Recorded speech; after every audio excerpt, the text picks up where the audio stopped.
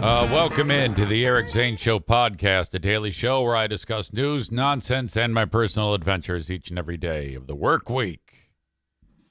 I'm a new right-wing leader, I guess. I guess I'm a patriot now.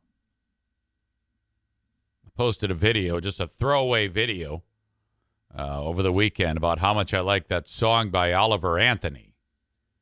You know, the dude living in the middle of Virginia, and he picks up his resonator guitar and has this fantastic song about the rich men north of Richmond.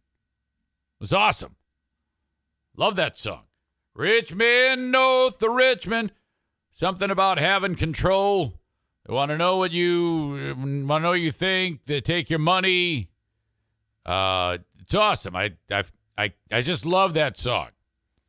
So I was so enjoying it because he took off. Remember, I told you about that. It was like overnight, this guy went from a dude who's a farmer in Farmville, Virginia, to number one on iTunes, first the country charts, and then the top song on iTunes. Oops. I think I smell dog shit. Stand by.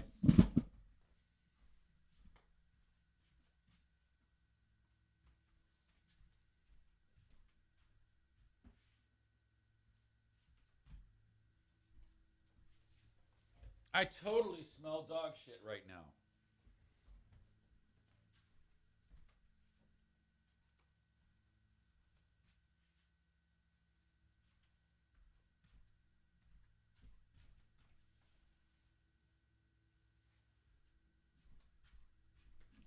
Okay, I can't find the dog shit, but I think the dog has to shit.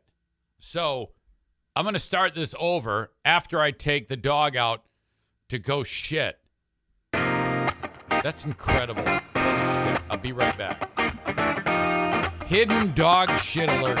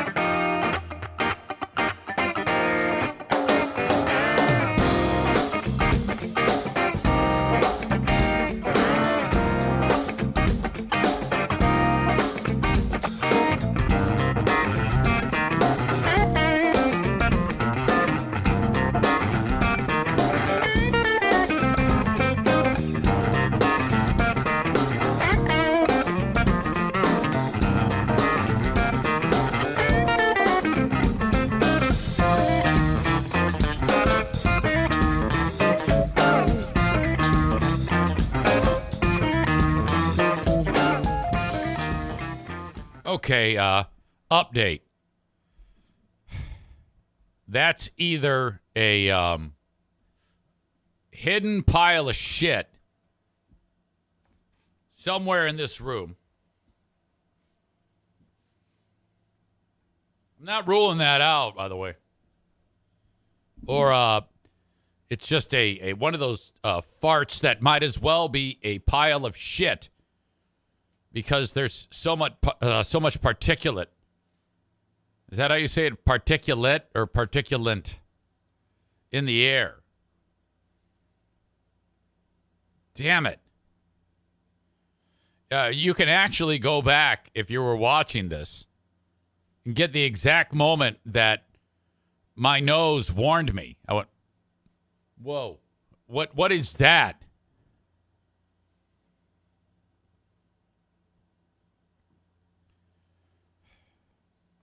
All right.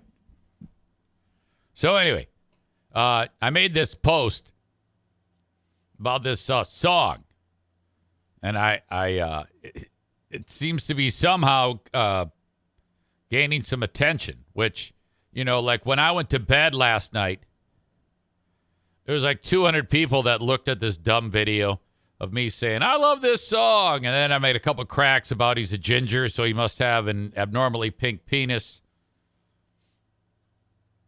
No big deal. Yeah, it's still got to be me, you know? I think when I was telling you about it, I said that this song is eventually going to be kind of, I don't know, something is going to happen that's negative, and that is because so many people that love the song are dumb shits. You know, they're going to make it their song, and they're going to hijack it like they do Christianity, and it's going to inspire them to go beat up more gay people. And I knew that was going to happen. And I know that sounds ridiculous and insulting. That's because it is. But in addition, the left is writing about, the right is using this as, well, basically what I just said. Okay, but them writing about it, it's kind of like starting to blend together what the dumb shits think in the world to what's actually happening, and that is just a guy who wants a little bit more money in his pocket is singing about it. He's singing the blues. Corey says, just like the flag, patriotism, etc. And so now they're saying, yeah, this song is a dog whistle song. This is a rally, and that's bullshit too. It's not. It may have that effect, but that's because stupid people hear the song. Okay? If you have any degree of sense whatsoever, you'll be able to tell that this is not some political song. It's just a guy expressing his frustrations and doing a damn good job of it. So I was surprised today when I woke up and there's substantially more people who are paying attention to this dumb video that I posted, which I hashtagged it Oliver Anthony, and that's why it's people who don't know me are viewing it and commenting on it. For me, anything more than 1,000 is like absurdly viral. I'm like Jake Paul. If there's like 1,000 people that have I'm like Casanet, the dude who had that riot in New York when he said he's giving away like a gift card or something like that. Thousands of people, Union Square in New York City. To me, anything more than 1,000 people watching any of the shit I do is like, oh my God, what? Huh? How? You know? So I woke up this morning, it's like almost 6,000 views on the stupid video. And it's all people that don't know me. So now the fun begins. I think I said Castanet's wrong. Kai like pie. All right, I'll take your word for it. Pump the brakes. Pump the brakes. We don't need to do this. Don't make me yell at you again.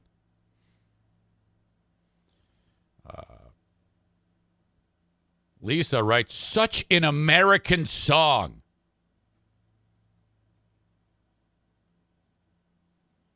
This is a wake-up song. This one says,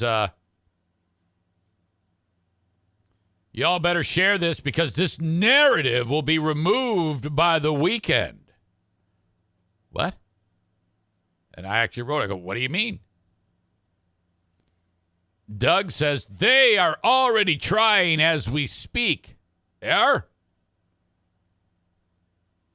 Amber says something nice. She says, it's a gift. She writes, it's a gift he's been gave. And he's using it. You know, again, these are like very bottom of the pecking order here in the United States. Ralph Buddy Brown Sr. writes, hopefully people wake up. He has a voice. Look, I hate that taxes have to come out of my dollars too. But let's understand something here. We've got a lot of good shit in the United States because there's a lot of people here whose dollars are taxed. Is it perfect? No. But we've got fighter jets and submarines and incredible shit to blow everybody up if anybody steps out of line. We've got roads. We've got services. We've got programs for people. I love taxes. So if you're sitting there, I mean, I love this guy and I love the song, and but it ends there. I'm not going to sit around and bitch about taxes because I can, whenever I want, move to a country that has less taxes. So it's real easy to rally around somebody who says, hey, man, we need less taxes. That guy's fucking right, man. Fuck you. No, we need more. I like having more fighter jets to blow up assholes. So I can't get behind that. Sir Bob of Oliver says, I just like to think my taxes directly fund to fuel and arm A-10s.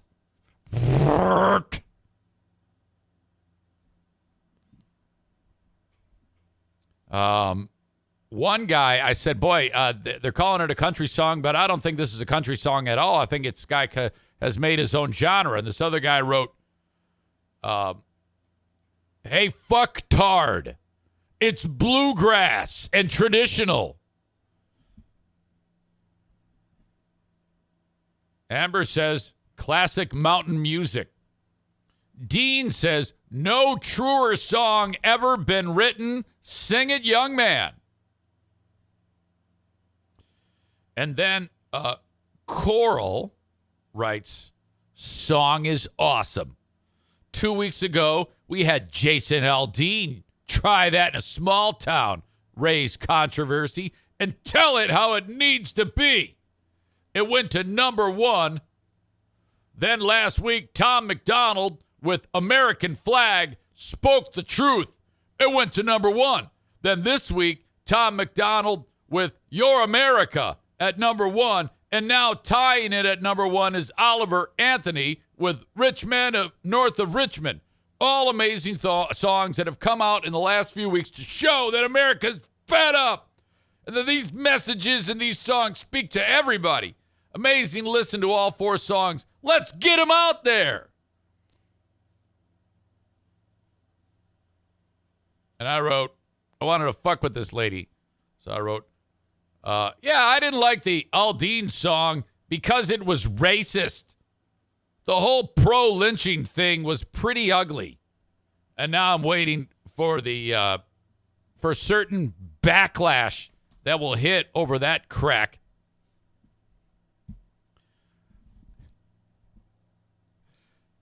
Ryan writes, yeah, fuck these Sam Adams wannabes, Big Fraud Zane.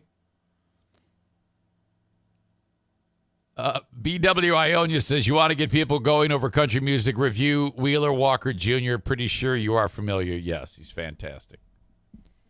Eric Nagel is up, ready to start the day. I think he's probably just got in from the, usually wakes up and runs. Probably going to pump some iron and then hit the pool in a few minutes. He says, Eric took that song and does dances to it for TikTok. Yeah, I don't know if you can dance to that. I was watching a lot of the reaction videos, and you know what I love about those reaction videos when you got like a hill jack like that guy, and then I always like to see what black people have to say about it, and it always gives me like a bit of satisfaction when black guys who, well, have better taste musically than fucking honkies like a white guy's song, and they go and you know. It's something that they wouldn't traditionally listen to because that's a racist comment.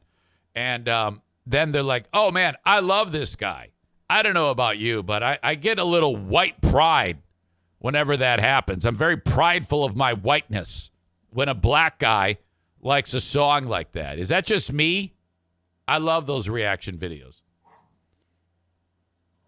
Erox is the same thing because he's smart like me. I love black reaction videos to white stuff that they haven't seen or heard before. Yeah, it's fantastic. It's one of my favorite things. Corey says, I'm clipping that. Of course. Clip it. I say white power. No, don't do that. Come on.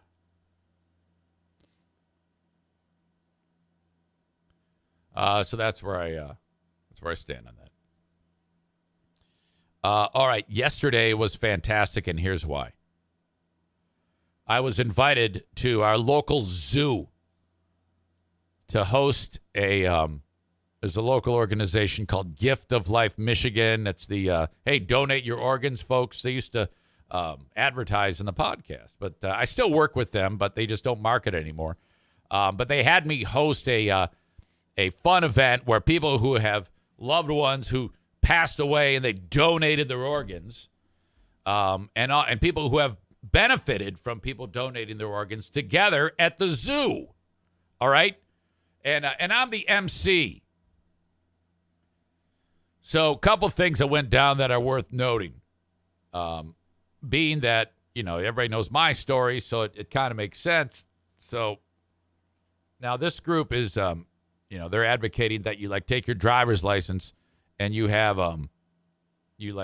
donate your organs in case you get hit by a train or something like that. It's a little different than living donation, which I know about, obviously. But they think that I'm a good mouthpiece for it, so it makes sense. Okay, back up. In February of this year, the local TV station did a story, and you see these from time to time. Before I get into this, I have to read this. Kenny writes, totally agree about the reaction videos of black people listening to music for the first time that they normally don't. Found this dude who lost his mind upon hearing Rage Against the Machine for the first time ever recently. Awesome. Send it. Send that shit to me.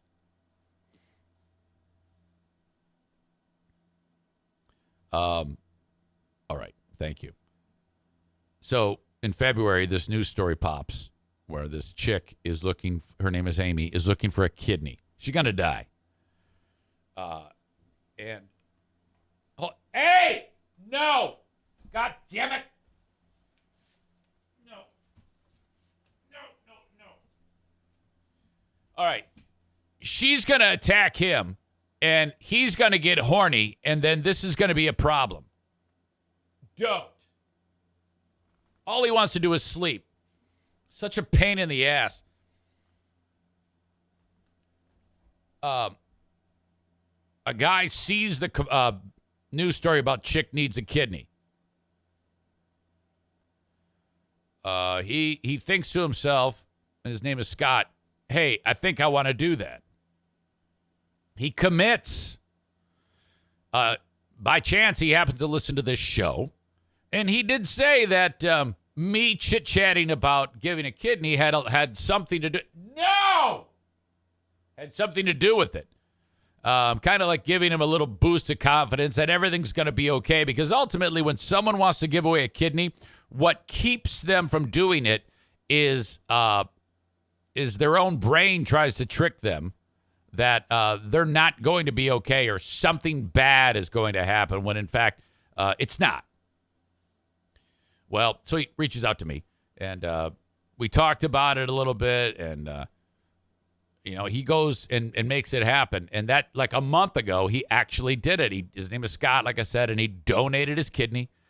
And I explained to him, I go, yeah, the first couple of days is going to be a real bitch, and you're going to wish you had not done this. And it's harder on the person donating it than the person who's getting it. Well, it all worked out. It went flawlessly. Everybody healthy and happy. Well, Scott tells me that he's going to be at this big shindig at the zoo.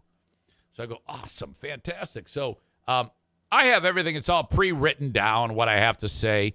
But I realize that there's an opportunity to do something fantastic. So I'm up there at the podium talking to all these people, outdoor setting.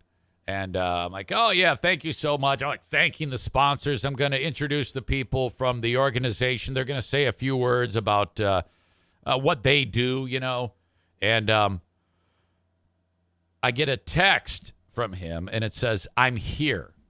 And I look around, and sure enough, there he is. Now, no one knows I'm going to do this, but I'm going to recognize this guy. So I kind of go off of the script, and I point out, I go, ladies and gentlemen, and I give in a very abbreviated version of what I just told you. And I'm like, and he's here right now, ladies and gentlemen. Scott donated a kidney 1 month ago. So he's like, graciously accepting the support from people. And then I notice as he points to the person next to him, he goes like this. And that tells me that he's standing next to the woman who he gave the kidney to. She's there too. I don't know this. I didn't know she's going to be there. And I go, Scott, is that your recipient? And he nods. He's got like 50, 60 feet away. I go, shout out your name. And she says, Amy. I go, oh my God, ladies and gentlemen, Amy is alive today because of Scott. And everybody's like, oh, and they're all just clapping. It was just fantastic. It worked out wonderfully. And I'm telling you right now, Scott is happily married. And Amy has a boyfriend. But in the back of my mind, I wanted those two to screw. Okay? You know that's happened, don't you? That's had to have happened. Where dude out of the blue or chick out of the blue donates, and the next thing you know, you've got the kidney in the recipient, and then you've got full-on sex going on. So, just a fantastic thing. While I'm at it, while I was there, I finished talking, and this gentleman comes walking up to me. He's black. That's important to the story, to the context of the story. And he comes walking up to me, and actually someone introduced us, and she says, hello, this is Eric, this is Chef Oliver Hale. And he's introduced as a chef, So Chef Hale looks at me and goes, can I hug you? I go, of course, I love hugs. Are you kidding me? Bring it in, Chef. Tall guy, very lean. And I go, what's your story? Now, that was a famous last words moment, because I then talked to Chef Hale for 1 hour. 1 hour. Now, I have committed to this is how I handle when you have someone who has the gift of gab, who is going to give you every detail. Now, I lucked out because his ability to communicate, his verbosity, if that's a word, I think it's a word, was actually interesting. He wasn't killing me with too much minutia that wasn't interesting. So now with the ADHD that I have, to sit and communicate with someone for 1 hour without like, hey, I got to go. I get the fuck. Anybody who's ever spoken to me for any amount of time knows that I like on the phone at some point, I'm like, hey, I got to go. Boom. Whew. Thank God. I don't give a shit who it is. But Chef pulled it off and for extended time. So he hugs me and I hug him. I go, are you a recipient? And he goes, twice. I go, Jesus, he's so old. He used one set of kidneys or one donated kidney and then had to get another one from a donor, like a person who passes away, not a living kidney donor. So he has 4 kidneys in him. Remarkable.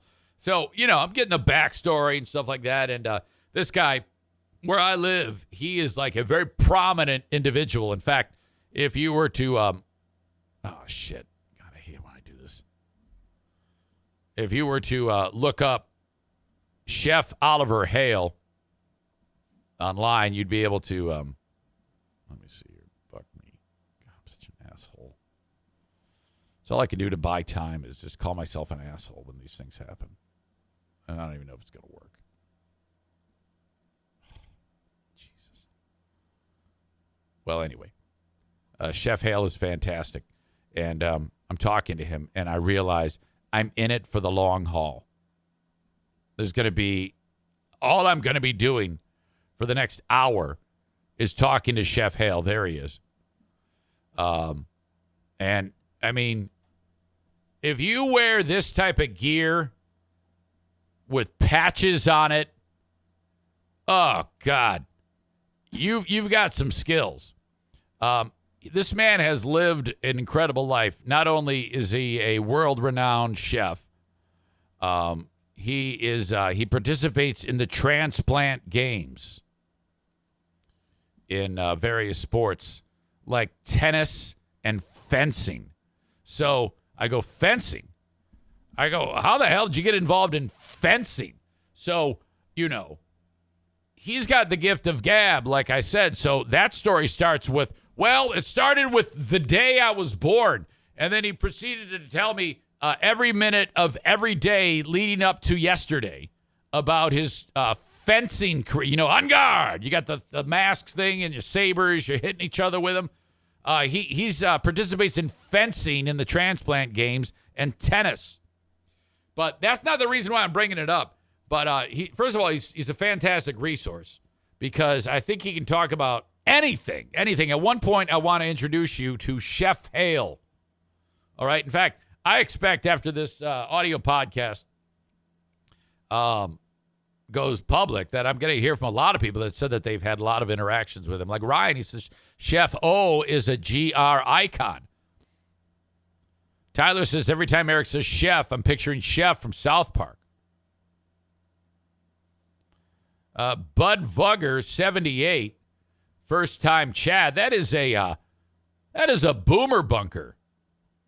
I got my eye on you. That is a boomer bunker fan that is here, no doubt, to mix it up. So we will keep our eye on Bud Vugger, 78. I did hear through the grapevine that, I haven't watched it, that on yesterday's Boomer Bunker show, John, I don't know if it was fake or what, but was very upset at Bob, and Bob was upset at John. I don't know. I don't know what was going on. There was also discussion about, I guess it was one of their shows was like deleted or something like that. I don't know. Corey's right. He says, you're giving them way too much free advertising. You're right. I need to just focus. The ADHD is getting to me. My apologies. Anyway, Chef was telling me that because he was raised in Texas. And so we started talking about what he had to endure when it comes to like racism. Because he was, like I said, he gave me his life story on playing tennis. He gave me his life story on fencing. And he gave me his life story on being a chef. And he said he was working at 16 years old as a dishwasher at a restaurant about 30 miles east of Dallas. And at one point he stopped working and was just eyeballing the chef who was there. And the guy put down his implements of chefitude and says, "What are you looking at, boy?" His words. "What are you looking at, boy?" And which I didn't know that if you say boy like that, that's to a black guy, that's a racist slur. "What are you looking at, boy?" If you say that, you're going to get the fucking shit beat out of you. Okay? And chef says, "Well, again, 16 years old. I'm just watching you do your thing." And he goes, "Why?" He says, "Well, I'm going to be a chef one day. I'd like to be a chef. I'd like to do what you do." And chef told me that the guy put down his chef equipment and walked up to him and got right in his face and said, "There ain't no way white people are going to let a dirty John Domingo make food as a chef. Except replace John Domingo with the N-word." I said John Domingo because that's the word that he loves to say on his show. And he told me that yesterday. I was like, "Jesus Christ, chef, that's horrible." So then he said that he was motivated, and he eventually made his way out of Texas to Toledo, Ohio, and then eventually made his way to Grand Rapids. And he's got all sorts of,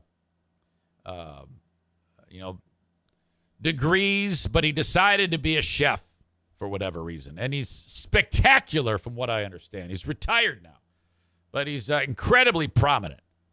So I had the pleasure of meeting Chef O yesterday. He was just spectacular. I enjoyed spending time with him. And like I said, if you can pin me down for 5 minutes, it's a miracle.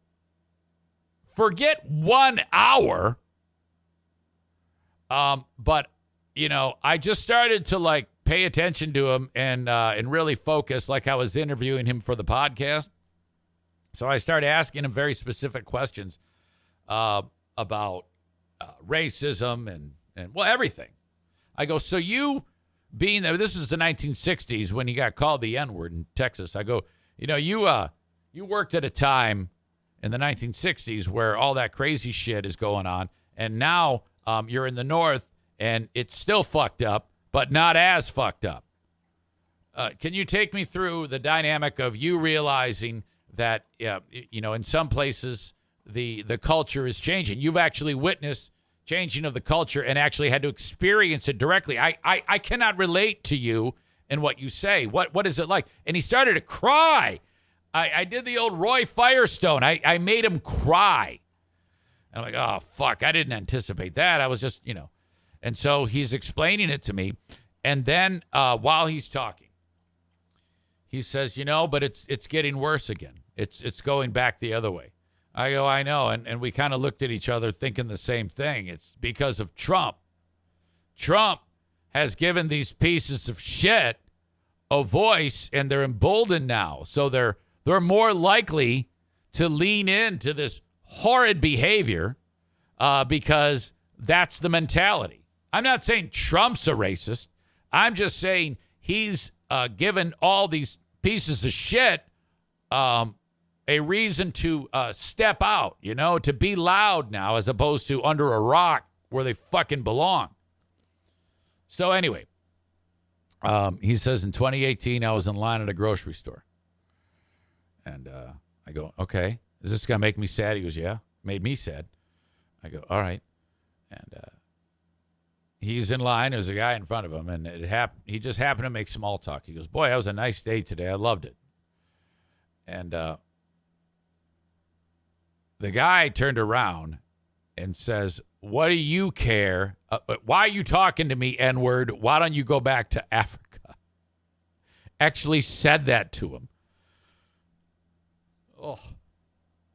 And he said he didn't know whether to laugh or cry or hit him or call the cops or something. And then he didn't do anything. He just kind of just stood there. And then he explained to me that he went to his car and wept. Oh, shit. God damn it. Now, again, I cannot relate to this. I can't understand for that idiot's words to make him cry. Grown man, 65-year-old man, start crying like that. Holy shit.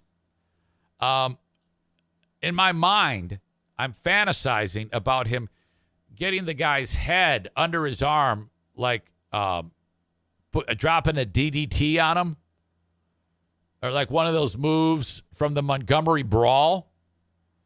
And I'm like, where are we in the world where someone thinks it's actually okay at that time, the year 2018, to speak like that to any soul alive? I wouldn't speak that horribly to someone who hated me. No, I take it back.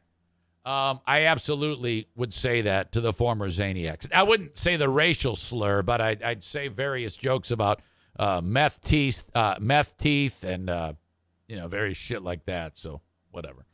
But the chef didn't do anything. He's just standing there having a conversation with the son of a bitch. What a fucking asshole. So I love the guy. I just wanted to point out the fun I had last night talking with him. It was an absolute wonderful time. And then you know what I got to do? I got to walk around that fucking zoo and look at whatever I want, and it was closed. Like, there was no one in the zoo. And they got like this little Australia zone and these wallabies, which are little kangaroos. Okay? They're like the size of Darla, except they hop around on their tails. They have an exhibit where you can walk right up to them, and then they just look at you and stick out their little paws. I'm like, this is incredible. Our zoo is fucking great.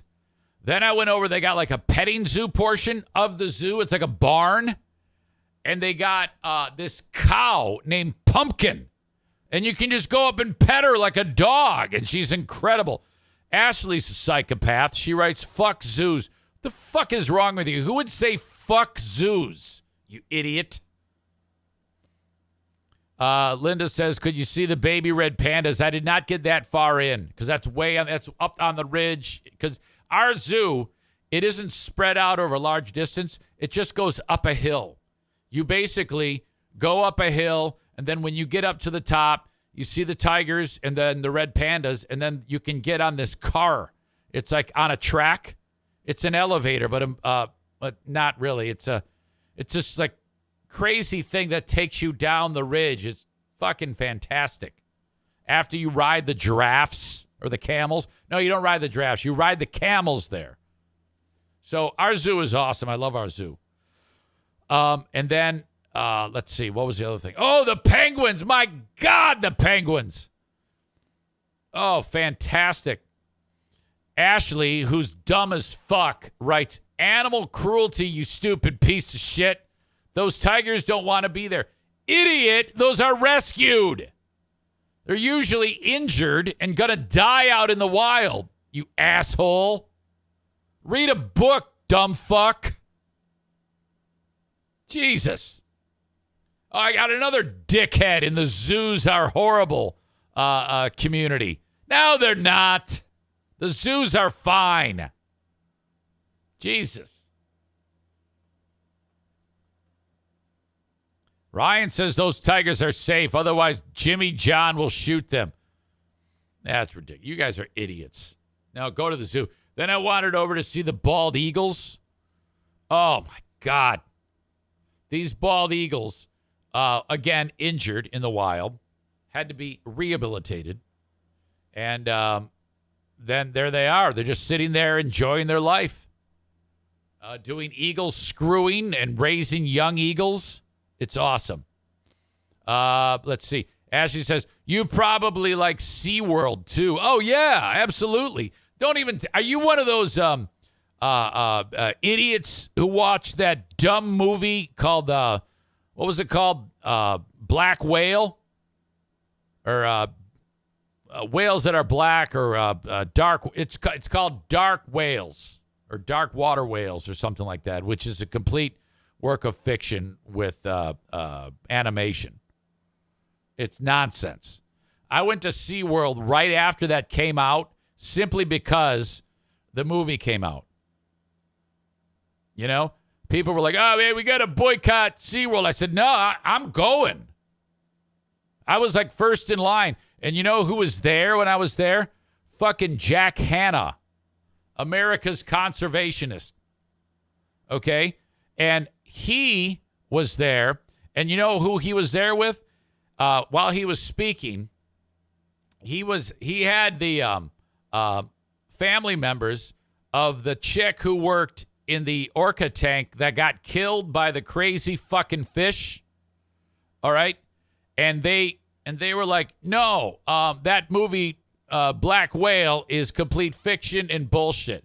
Because I guess they covered that stuff that I think they tried to pawn off that the whale was mad and attacked the girl because it was mad at them. Oh, my God. Well, the chick who got destroyed by the whale, her mom and dad are there to say, yeah, we love Jack Hanna. We love SeaWorld. Thank you for spending their money or your money on SeaWorld. And don't listen to this stupid documentary. It's all bullshit. So that's all I needed, you know. So I know I got a great divide in the audience with the dumb shits who hate zoos and the brilliant ones who love zoos. Conservation is the key. My God.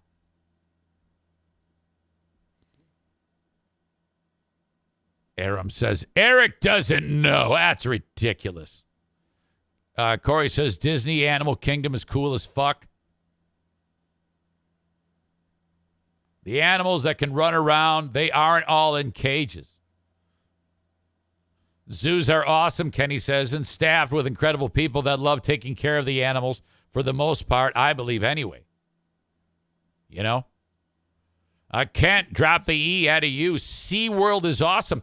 You see, some of you people don't realize that when you have these things, and especially when young people see what is out there and see them in this environment, it triggers something. All right? It brings out like an interest in these things.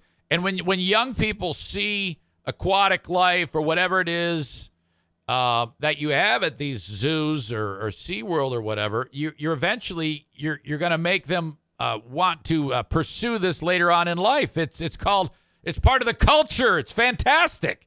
It leads to better care for the animals. If we didn't have zoos and SeaWorlds, they would kill us all. All right. If we didn't know animal behavior, they would slaughter us. It would be like Planet of the Apes. Aram says Eric probably supports deer murdering too. Yes, of course I do. Of course I do. It's not the deer's fault that the world is populated with people and deer. But in our society, we have this thing called farming. And we use the land on this planet to feed us. All right? And the deer have less space. So if they populate crazy and we don't cull the herd, they will run roughshod. They will suffer needlessly, and more of them will die. Now, I'm not a hunter, but I know this. You ever heard of like these crazy diseases that deer get? I think one is called waste away and die disease or some chronic wasting. Isn't it called chronic wasting or deer foot and mouth or some shit? I don't know. But if we don't eliminate some of the population besides, it gives these hillbillies something to do. I don't fucking hunt. I don't want to do that shit. I'd cry. I'm not man enough to hunt. But these mountain men go and they kill the deer, and then they make like jerky and shit like that. And if these people are busy, that gives them less chance to like intimidate the blacks and the gays. So let's not indict them. Arab says that's what morons tell themselves. That is not true at all. That is not true. You are 1,000,000% wrong. Did you know I was watching some podcast of these three Zoomers who were offended that Ted Nugent was in a helicopter with a machine gun, and on one feral hog hunt, Ted himself destroyed 455 devastating feral hogs, which in Texas alone, they have a population of about 5 million. So he put a real dent in it. I think he calls himself like Swinezilla or something like that when he's in this chopper mowing them down. And then there's like a truck that follows the chopper, and they pick up the hogs and throw it into the back of like a steak truck, and they haul them out of the field and dress them. And then they give the food away to like the shelters. It's fantastic. It's what they need, because feral hogs not only are very dangerous, dumb shit, they also are ridiculously devastating to farmers.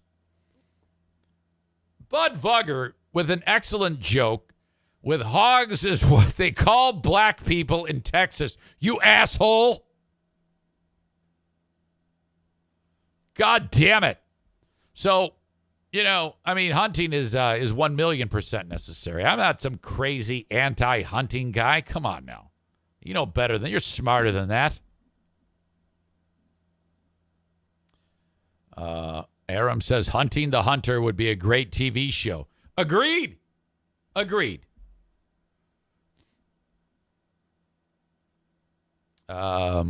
Patrick says, I love zoos and aquariums. They're fantastic as long as it's not a Joe Exotic zoo.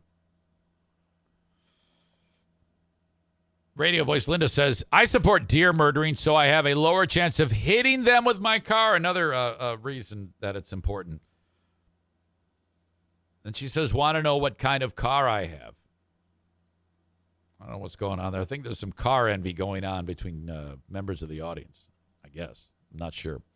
But no, that's true. I mean, at the end of the day, let's be honest here. This is our planet. Yes, it was theirs maybe at one time, but it's not anymore. If we need wood, we go get trees. If we need food, we kill animals. If we need vegetables, we grow them. If the animals eat our food, we need to shoot them. Not only that, it's important that their populations be regulated. And people like DNR and conservation officers do actually study a balance. That's why some years they offer more permits for various types of hunts for whatever reason. Like in Michigan, you can kill certain types of animals unchecked. There's a lot of small game that you can just slaughter whenever the fuck you want. And coyotes. You can go and massacre like 100 coyotes in Michigan, and they actually want you to do it.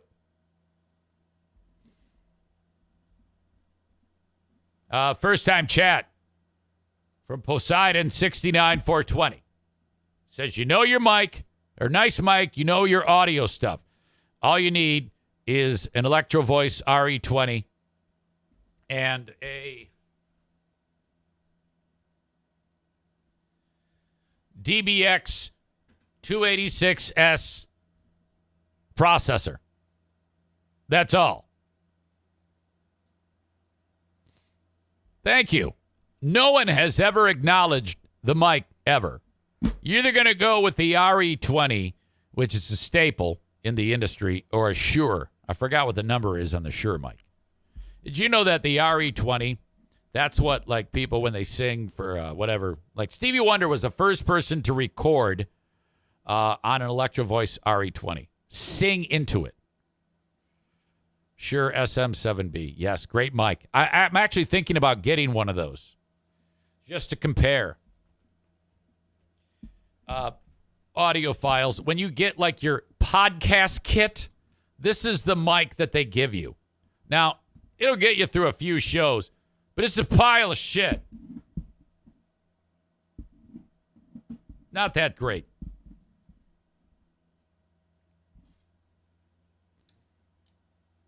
Tyler says, I'm personally a fan of the HFO 5491. I don't know what that is. I don't even know if you're kidding. The mic here is more expensive than anything else here. Like, people say, oh, yeah, you're high-end stuff. I don't have shit. The board, if you will, it's the most pedestrian thing you're ever going to see. The only thing that actually costs anything is the mic. All right. Believe it or not, we are 1 hour into the show, and I haven't yet really done anything. I haven't done anything I'm supposed to do. There's certain things that I have to do. First thing I need to do is kick the audience out who are on Facebook and Twitter and YouTube.